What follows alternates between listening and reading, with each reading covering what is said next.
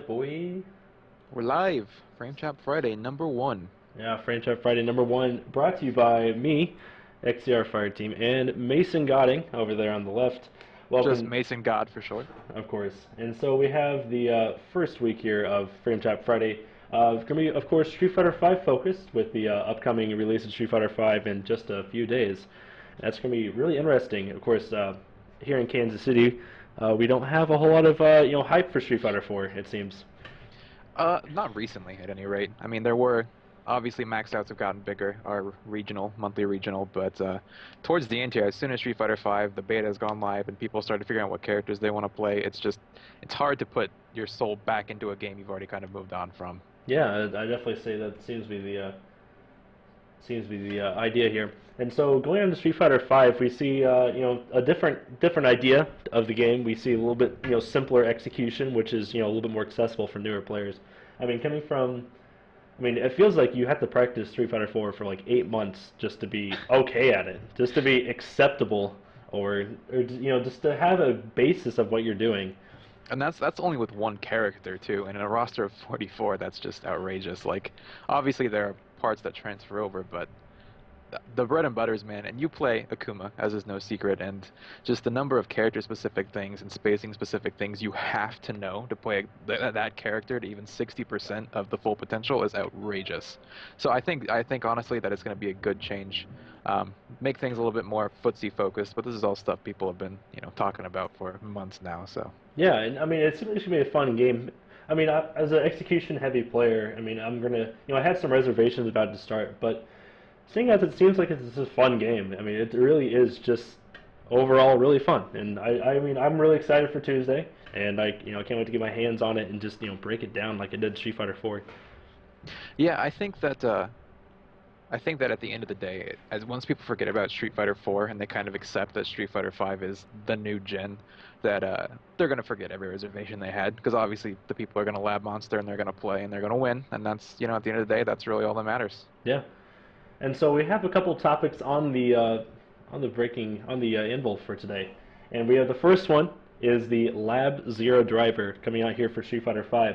Of course, if anybody's played Ultra Street Fighter 4 for PS4, you're no stranger to the system that Lab Zero's put in place. The original Lab Zero driver for Skullgirls is you connect a single PS4, right? You take this, you go to your setup, you plug it in, you go through the menus, and then you use two PS3 arcade sticks, and then you're done with this. This you can toss it off the side. You're done with it. The thing is that how Capcom has introduced it in Street Fighter 4 seems to be the same way in Street Fighter 5, which is per controller you need to have one of these connected and plugged in at all times. So if you have two PS3 controllers, that means you need to have one of these per person and powered on. See, I have hope. I don't know if you have seen the leaked photos of the menu. It's in Spanish, so I don't know what it actually says, but it's a menu and it has like different options as far as plugging in different USB things goes. So I'm hoping that they learn from Street Fighter 4 and that menu is the one-stop shop, kind of like you mentioned for Skullgirls, where you can plug in whatever you want and then get rid of the controller. I think it would make it a lot more tournament friendly, which is kind of what they're going with this game anyway. So it'd be weird if they went back to something that they've already had an outcry about. But at the same time, they got to make the sales for the PS4 sticks and everything like that. Speaking of which, the whole Mad Catz thing.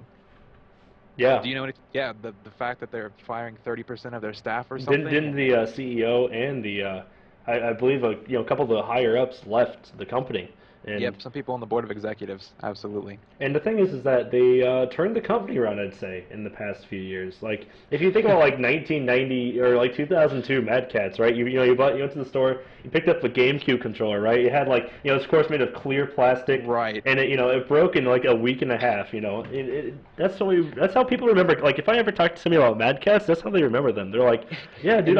In the words of Robbie Vota, it's a big brother move. Yeah. You get the nice, the DualShock, and then your friend or your brother gets that thing that looks like it was put together with plastic and rubber bands and paper clips. Yeah, no, that's exactly what Mad Catz really reminded me of back in the day. But it seems like nowadays you can get some pretty high quality, material from it. I don't have my TE2 around me anywhere, but of course, that thing is solidly built. It's a really good controller, and I'd recommend it to anybody. But it seems like they didn't have quite the same, quite the same opinion there at the top of Mad Catz. Well, what I don't know how much you've got into this. It's not really one of our topics, but what they were really banking on is they made every peripheral for Rock Band 4, and so they were counting on Rock Band 4 to just kind of coast on the success of the other rock bands that have been really popular lately, and it just didn't do as well as people expected. And it's hard to take a financial hit like that when you put so much of yourself into like a AAA thing like that. I think is really what it is because let's be honest, fighting game arcade sticks are still kind of a niche market, Yeah, they're regardless very of how niche. much we are around it. So I think that really was kind of what cemented that. Yeah, and of course, when we think about like peripherals, like if I'm thinking like Corsair, Razer, these companies they make mice, keyboards. These are something that every gamer can really use. But when you talk about an arcade stick, it's very niche, as you said, and that's something to keep in mind. But I mean, back onto the topic of Lab Zero. I mean, that is true though. I mean, when you think about how poorly the drivers implemented in Street Fighter 4, I definitely don't see a reason why you would still use a PS3 arcade stick. I feel like, I mean, I know that it's cheaper. I mean, if you don't mind having the biggest pain in the butt ever, it's actually not that bad of a deal. But I feel like if you wanted to have a better experience at tournaments, you definitely need to pick up a PS4 controller. And potentially, this is speculation on my part here. I think that part of it was Other Ocean, the people who did the port to PS4 for Yeah, Ultra Street Fighter. I think that that was obviously kind of a rush job as well because released PS4 Street Fighter was not exactly in the best of spots. yeah. So I think that it was kind of just get it out there as much as you can. But I think that I really have faith in Capcom that they learned from their mistakes and this new one is going to be implemented better. Um, I don't know. The Lab Zero drivers are obviously just a boon to anybody playing on PS4 in any capacity, but I think that they're going to do well with it this time. Yeah. And so, man, the Lab Zero driver, again, as you said, I hope it's just implemented a little bit better than before. Just how it was implemented before, just really didn't make it a good as a TO for our monthly Right. consistently. I just can say it really was not a a fun experience dealing with that. Having all the controllers still synced and everything, it's just a nightmare for anybody, really. Yeah, it is absolutely. And so, moving on to the next topic of the day, we're gonna have. Excuse me as I pull it up here. We have the Capcom 2016, not 2015, of course. It is 2016 for all of you at home. 2015 plus one. It is, it is. So we have the new details released. There's not a whole lot of change between last year and this year, but the biggest change for sure is the regions. It's kind of more of a League of Legends style. Okay, we have the NALCS, we have the EOLCS, and I mean I don't know League of Legends too much, but You were on the right track there. You're fine. yeah, no, they have four different regions, split up for Capcom 2016. They have the NA region. They have the A, which I think the NA region is fair. Like you have South America, which actually not even including South America No, you because got Puerto Rico in yeah, there. yeah, just Puerto Rico and then Canada and the United States. Yeah, So that Toronto. actually seems like it's really U.S. centric because when you look at like Latin America, like that seems like a pretty I wouldn't say as populated with good players as you would say U.S. But the thing is both those kind of have their own region. See, and I don't actually agree that this is a great change. I think that the regions they're going to introduce new players, which is obviously the entire focus of Street Fighter V here for Capcom. But at the same time, it's no secret that different regions play differently. Like Japan players, if you take like Smug compared to Punko, two very aggressive players, they're going to play differently just at their heart because of who they play. And Punko's Korean, not even Japanese. But regardless, I think that you're going to enter the scenario where certain players just kind of have the edge on certain players simply because of player knowledge, not exactly outplaying them, but just familiarity with the player itself. And I think that it's going to actually reduce diversity a little bit. Like you're going to get probably newer names getting up there, obviously, which again is the entire point. But Hmm. at the same time, you're not going to have somebody fly across the nation or fly even continents away and take the upset by beating people they'd never beaten before.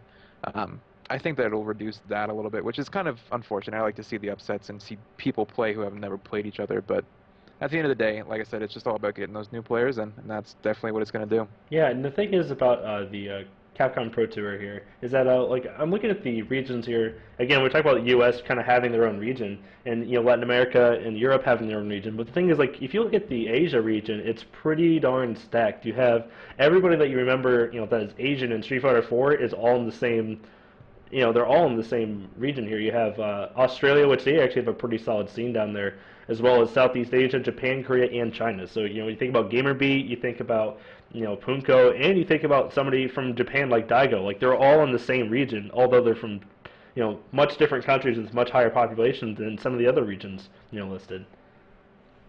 And I mean, as you said, again, that just feels like I feel like Asia has a much higher density of talent than I'd say some of the other regions listed.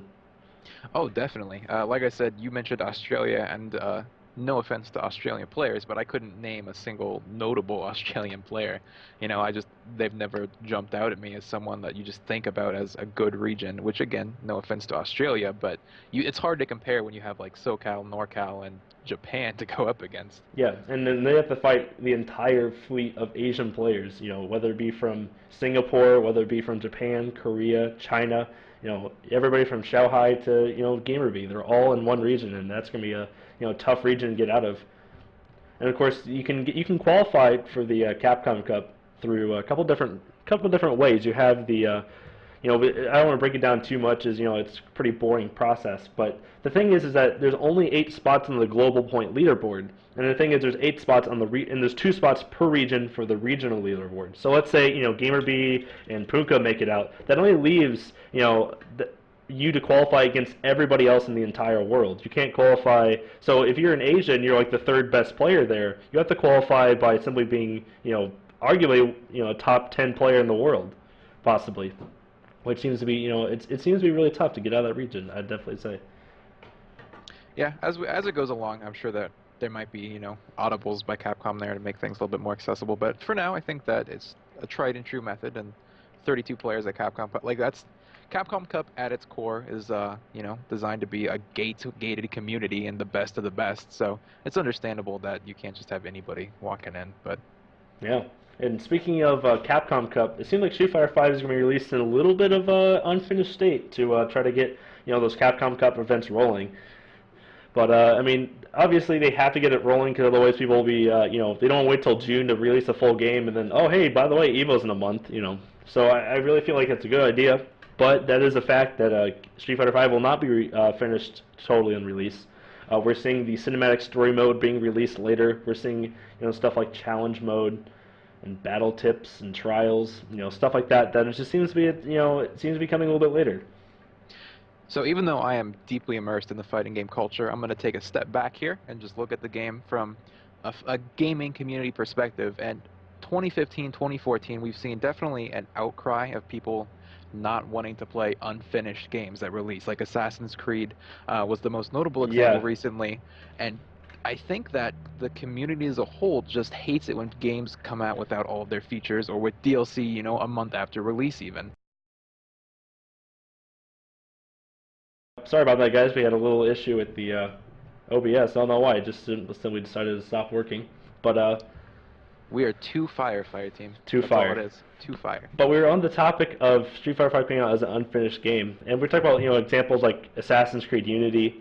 And other games of 2014 and 2015 that really had some issues. And again, Street Fighter V coming out unfinished. Again, I just hope that it's polished for what they do give us. I mean, one thing to definitely note is that graphically, at the very least, which is not a very good benchmark for a fighting game, but the very first time we saw Street Fighter V and now, it looks very, very similar. In just terms of graphics and stuff, people are like, oh, it was going to change and this and that, and it really did not. So, whether or not that just means they didn't put as much faith in the graphics, or they just, like you said, just don't have enough polish on it yet, remains to be seen, I suppose. Yeah, and we, of course, we saw Banana Kin, as we call him. Not the player. Obviously, the player, Banana Kin is not related to this, but we saw Banana Kin's hair, and we thought, man, there's no way that that's staying in the final release build. But it seems like it is. It seems like Kin is going to keep the banana hair of Birdie's chains are going to clip. Yeah. I mean, it kind of sucks that it seems like Capcom. And the thing is that they also had to. I heard Sony had to pump in some extra money when it came to Street Fighter V to keep it rolling. So that's the thing. It seems like Capcom's kind of on the ropes here when it comes to the budget, the release date, the amount of staff they have, and the amount of money they're going to make seems to all be in a pretty tight balance right now to try to get this game out. Well, you brought up before we went offline that you'd have to play Ultra Street Fighter for 8 or 9 months to even get good, and with that, there were different iterations, even Super Arcade Edition 2012, etc., that just completely changed how you played. And I'm glad that Capcom is phasing that away, but what this release model reminds me of most is actually Killer Instincts. Their seasons, because you get certain characters at a time, you get 2 or 3, and there would be some balance changes and everything like that. And granted, right now we're going to be getting one character at a time, but I wouldn't be surprised if Capcom followed a similar route with that, just based on, especially because they have the in-game currency now and everything like that as well. Yeah, and I saw a small thing where they thought on Reddit that they might go free to play with this later on. Really? You know, with MOBAs being as explosively popular as they are, that might not be a bad idea. Yeah, and I mean, I do see. I mean, it's a possibility. Again, it's not like it's a guaranteed thing, or even it probably hasn't even been mentioned at Capcom yet. But I definitely could see them going free to play with this game. I mean, if you think about it, after release, how much is $60 actually worth? Like that $60, 3 months from now it's probably gonna be worth 40. In 6 months from now, probably 20 or whatever. And the thing is, you're not getting that much money from it anyway. I mean, when you talk about the incoming price of a game, it's especially when you think about Street Fighter 4, you could buy Ultra Street Fighter 4 for like $20 and then you'd be done. Like you have the entire game and you're done. You could play for 1,000 hours and you'd still pay $20. Now I feel like if you went free to play with it, with that fight, especially that fight money, system already in place, it's like okay, you could buy Alex for one point, I don't know how much fight money it costs, like 1.3k fight money. I mean I don't know if that's absurd. It's Absurdly 100,000 fight coins. Is how much Alex is Okay. gonna be. So 100,000. Let's say it costs 100,000. Let's like that's either let's say a 6-hour grind, or you can get it right now for $5.99, and they already have that system in place for the DLC characters. I really, really hope that Capcom does not do that thing that League of Legends is so happy about doing, where you buy, like, it's Zenny is their pay-to-play money, where it's like, Alex is 600 Zenny. We only sell it in 800 or 580 and 620. You're gonna have to either buy one or the other and have a lot left over for no reason. Yeah. I hope that it just makes sense and you can just buy what you need. I'm thinking about Microsoft points. Of course, you buy those in $10 amounts. Yeah, 1,500 or whatever. Yeah, 800, 1,600, and 4,000 Microsoft points. They came in pretty awkward amounts. And I understand the logic is like, oh, if you have some left over, then you want to buy something else, etc. But I don't think that that is the mindset people are going to have coming into this game, especially because of the lack of just content. Like, obviously in the Microsoft Marketplace, there's thousands of things you could buy, but here it's going to be, 6 characters at the end of the day so far, and an X number of costumes, so. Yeah, also I saw that how, like, taunts, like, there's only one taunt per character. I don't even know if there's even one taunt per character, but I never taunted in the beta, to be fair. But honorable.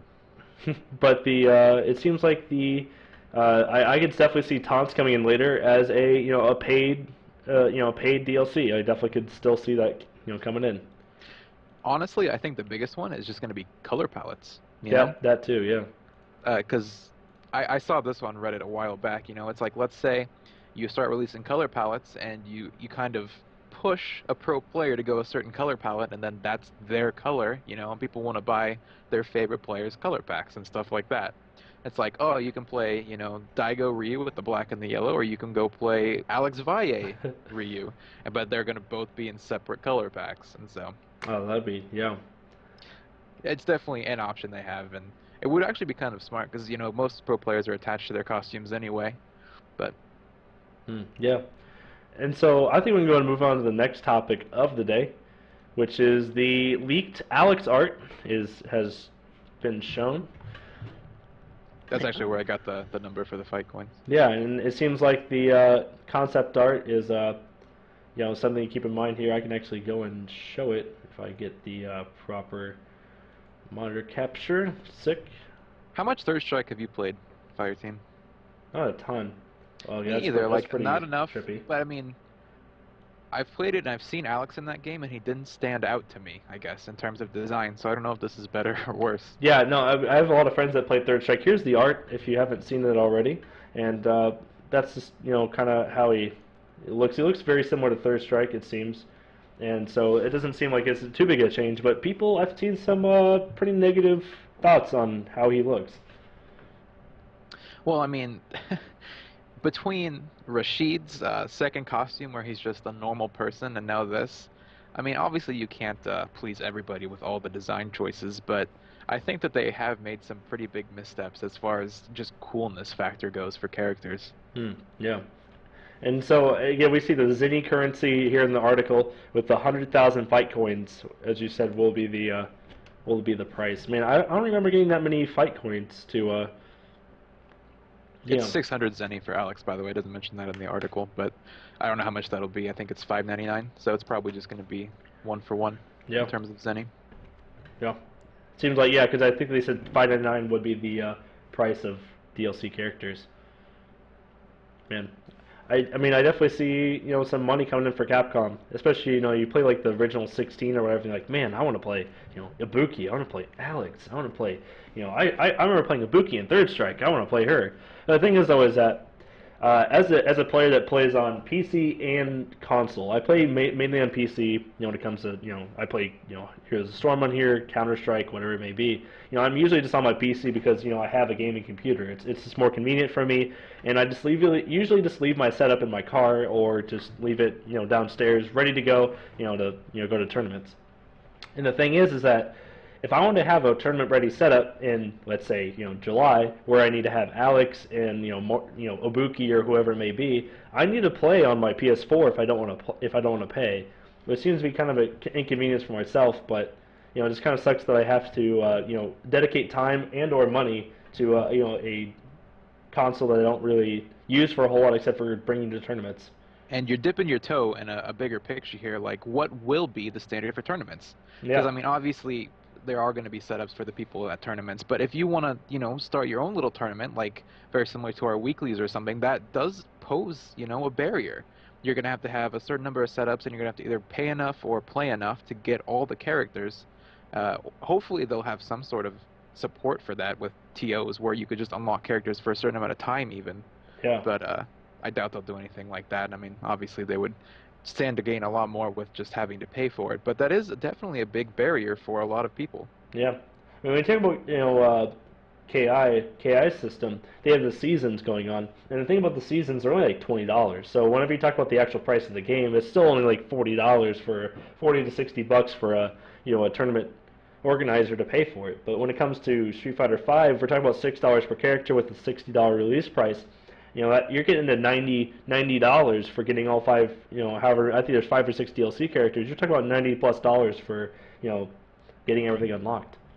And the most similar example to that would be Mortal Kombat X, because it's a $60 release game, and they have the combat packs, which are about $24.99 each, kind of similar to the season pass for Street Fighter 5. But that only gives you about 3 characters at a time, and you have to have those if you want to play competitively at all. So like you said, you're looking at upwards of $100 just to even broach the tournament realm. Man, that's insane. I didn't know that Mortal Kombat was that expensive. It was at release. It's probably cheaper now. I don't know offhand. Probably. Man, that's something to definitely keep in mind for tournament organizers out there. Just the barrier to entry of this game is, and plus not to mention a lot of the. It seems like we're a little ahead of the curve when it comes to having PS4 around, because we have so many anime players here in Kansas City. Persona or whether it be Guilty Gear. We actually had PS4s much earlier than a lot of other regions. And the thing is, a lot of regions don't have PS4s yet. I talked to a couple guys from St. Louis. They just don't even have PS4s anywhere. Nobody brings PS4s to hookups. Nobody has a PS4. Nobody has a PS4 stick. And so when you talk about you talk about the tournament organizers with the cost of entry there. Also, you have to talk about people and their cost of entry of the game. You have to either buy a $400 PS4. I mean, you could buy a cheaper PC that also runs it for about $300, but either way, you have to buy a console or a PC that can run the game. You have to buy a fight stick, which costs either $30 for the pad, or if you go for a fight stick, it's upwards of $120. And then I'm not even gonna lie.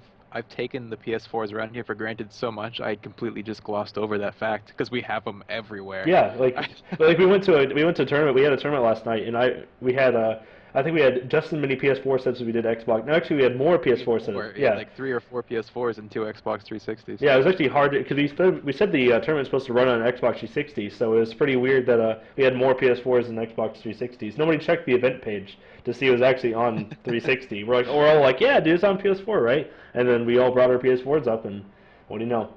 It's on 360. But yeah, that's definitely something to keep in mind. You have to pay $400 or a little bit less, hopefully, for PS4.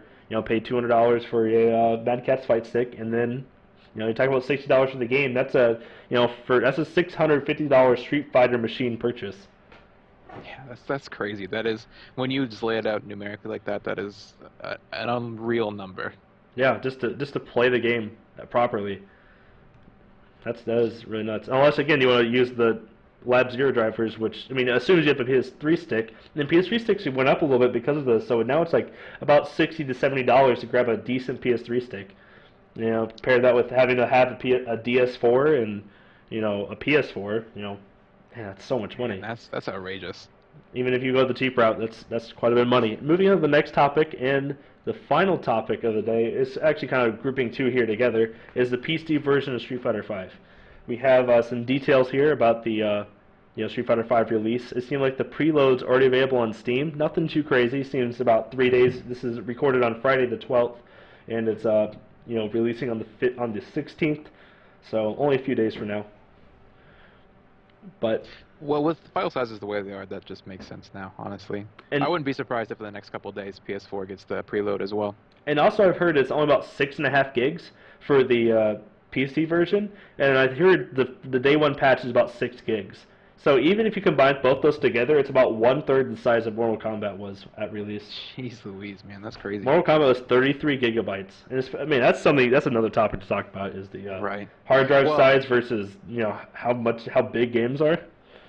Well, going back to the preloads for a second, even if, let's say you get it all preloaded, it doesn't unlock until 9 a.m. Pacific time, so you can't play the midnight release like people probably were so itching to do. You're going to have to wait until the morning time. Yeah, morning on that Tuesday. That kind of sucks.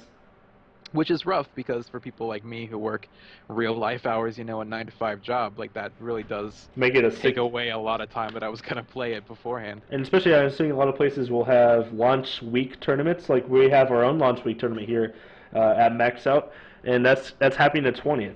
And so when you think about the 20th, which is 4 days after that Tuesday, that's you have every hour that you can gain is a pretty big effect. Yeah, it really is, because the game is going to be so new. There's going to be people finding tech left and right, different gimmicks to play against, and if you take away lab time like that, it can really shift the whole meta for the game, unknowingly and unwittingly, obviously. But yeah. And the thing is, though, you got to remember, not everybody's a diehard fanatic either. They're not going to play every moment they get free here. Obviously, I will be, and you will be as well. But people who are just getting the game, they're probably just going to dabble with it for a while. So the 9 a.m. PST time release, probably not as big a deal to those people, and the majority of, again, just the gaming community, not exactly the fighting game community. And of course, this game's going to be around for 7 years, so I mean, as cool as launch tournaments are, it's of course not going to be a huge effect on the overall life of the game. We'll certainly hope not, anyway. Oh, what do you know? Alex? I got 3 extra hours on his PS4 version of Street Fighter V. Watch how he beats everybody now because of his extra 3 hours. He learned the parry critical art DP block option select. You're done. You're done. I just threw out as much jargon as I could there. If you press the button, you parry it. If you throw, he crouch techs, which he learned. Which, by the way, he learned how to crouch tech in Street Fighter V. That's also. Don't you have to plink jab? I guess. I don't know. Is that a thing? I don't even know. Well, I think that's how you do it. It's you just jab and then plink the throw. I don't know. That's how it was in the beta. I've never plinked jab like that way. I've never plinked it downward for the light kick. Yeah, I've never done that. I've always done light kick up, and I've done medium punch, hard punch, medium kick, heavy kick, but I've never done. No, yeah, in beta 1 or 2, that was how you did it, as you blinked downwards for whatever reason, and it would do both, and people were in an uproar, and I think Capcom changed it, but... Yeah, because no crouch techs actually really changed the, how the game plays, and also another big change is the 5-frame stand tech. That's 5 frames now, so it reduces how viable that is, and also you can get counter hit on the startup of stand techs, unlike Street Fighter 4. Well, we're kind of broaching a hidden 6 topic here, and just the game in general, how they're removing option selects and everything like that, and just the simplification of the gameplay. And I know that a lot of people are up in arms about it because they've grown accustomed to it. You backdash, option select, all this other stuff. But I also know that there's a subset of people that are beyond excited for the change. They like when the games are risky. They like those high tension situations where you can't just cover every option. And I am actually part of that subset there. I like when you have to take bigger risks to get in and everything like that. And it just gives the game a bigger feel to me. And like you really know when somebody is committing or really going in, I feel like. Yeah, especially in a game that like Ryu's got that stand me and punch hook. That he's, it's like it's so obvious. He's like, man, I am frame trapping you. I am going in. I am, I'm committing to this button. And it seems like the button advantage is a little high still for me. It seems like the pressure is kind of turn based. I mean, I wish they just reduced the advantage on the normals a little bit. It feels like it's a little too easy to kind of get in there and stay in. Like when you see like Rashid just kind of pressing buttons and pushing across the screen, Right. I'm just like, man, I want to do something about this. I mean, it's sick. Don't get me wrong. I mean, if that's how the meta stays, and that's how the meta stays. But I think the block string or the block stun on the normals need to be reduced a little bit, not much. I still love how the game feels and how beefy the buttons feel and just how awesome. When you land a combo, it just feels so solid and I'm gonna let you in on a secret, Chris Becco. I've played 10 minutes of Street Fighter V so far. I'm going in pretty much blind. dude, man, I've played probably about I don't know 5 hours, nothing crazy. A couple guys from our scene, of course, have played upwards of 35 hours, I'd say. Yeah, that brings me to something else. Let me ask you, do you think people in the beta are going to have a bigger advantage over the people who weren't in it, considering the accessibility of the game? Like, let's say, for example, someone put in 40 hours over all the beta, and someone else gets the game on release, plays it for about 10. Do you think that the gap will be as high as it was in Street Fighter 4? And yeah, I think so. Yeah, I mean, I feel like there's a analogy on Reddit that really kind of brought how I feel about the game to life. In that it's like imagine a soccer game, right? In the soccer game, there's two goals. Let's say you increase the size of the goal by 50%. That's how Street Fighter V feels. Okay. To handle the ball and to score a goal is easier because you don't need to hit it as easier as hard of a target. But the thing is, if you went against Messi or something like that, you still get destroyed. Like no doubt about it. Like Gotcha. I feel like the skill floor is significantly lower, but the skill cap is as always still there. Fair enough. I hadn't heard that analogy, but that does make a lot of sense. Kind of visual, or helps visualize it a little bit, conceptualize it. Yeah, I mean, it just feels like the game's a little easier to get into, but of course, I mean, if I played against Alex Valle, I'd still get my teeth kicked in, no issue. I think that the game is going to have a lot of hidden depth in there. Like, people still play Third Strike to this day, Yeah, and I have a feeling that even though it is a simpler quote-unquote game, that people are going to find the stuff that's in there, and it's gonna evolve just like any other game. Like, you can't expect it to be crazy deep at release. Like, vanilla Street Fighter was Sagat Central, and Guile was broken, and all this other yeah. stuff. And now, if you said that to somebody, they'd probably slap you in the face. But you just gotta figure it out the game, and it'll evolve naturally. And I really do hope that with the ease of access for Capcom here, and as the new names come out, I wouldn't say different styles of thinking come out, but just kind of vary the scene a little bit and mix it up, because we're so used to the pro players' names we hear in 4, like Infiltration, Punko, Shen, just all that stuff that you hear those names pretty much constantly. I'm hoping that with the ease of access in there, we'll get it a little bit. We'll shake up the foundation a bit. And We'll the have thing some new is people. about Street Fighter 4 is that even before Street Fighter 4, nobody's ever heard of those names, like Infiltration, Punko. These guys came around in Street Fighter 4 and made their name in Street Fighter 4. So when you think about how many like almost every pro that made their name in Street Fighter 4. Short of like 3 of them that played King of Fighters. Yeah, sort of like Takedo that played KOF, and sort of Daigo, Justin, and Ricky towards the end of Third Strike, I think. But most of these players made their name in Street Fighter 4. So I mean, think about all those people that that you think of good players now these days. Think about them becoming Has-beens, yeah. washed up. Think about them becoming has-beens, and just as many people, if not more, becoming names in Street Fighter 5. I came in towards the end of Street Fighter 4, so I guess that's why it's not as defined to me, but I did forget that all those people really started with 4. Like Infiltration, I remember I saw his Yun, I think it was, in AE 2012, and I'm like, man, this guy's okay, I guess. And then he did pretty well, but it wasn't like the Infiltration we know today. And then he came back the next year with his Akuma and destroyed literally everybody in the entire circuit. It was so nuts watching him play. Actually, it was not AE 2012 Yun, of course. That was AE Right. regular Yun. AE regular Yun was wow, poor guy, little nuts. Yeah, I think that's going to be the most exciting part for me is to just see how certain professionals that I look up to, how they fare and how they obviously have what their faults are going to be, and even if they even stick with it, you know. Yeah, It's going to be interesting to see how all of the outside the game, the meta outside the game changes. yeah. They will like PR Balrog, like guys like that are kind of on the fringe right now, of becoming a great player. Are they gonna step up to greatness, or are they gonna fall down to wherever we are, just nobodies. Wherever we are, Chris Becco, I'm shooting to be where he's at. I don't know about you. Yeah, and I'd be more than happy to become PR Balrog, dude. That guy is godlike, and he is super cool, dude. He really is. Anyway, I think that'll be all for today for Frametrap Friday #1. You can go ahead and join us next week, same day. I don't know what the same time though. We'll figure it out. We'll figure it out sometime. Hopefully, we'll post it on a couple different media sites to announce it. Of course, it'll be on my Twitter, and of course Mason's Twitter, his brand spanking new Twitter. Well, it's old new Twitter. I deleted mine because everything that was on it was garbage, and then I just remade it. Shoutouts to Gingerbee, one of 3 viewers besides me and you in this chat. Just thought I'd throw that out there.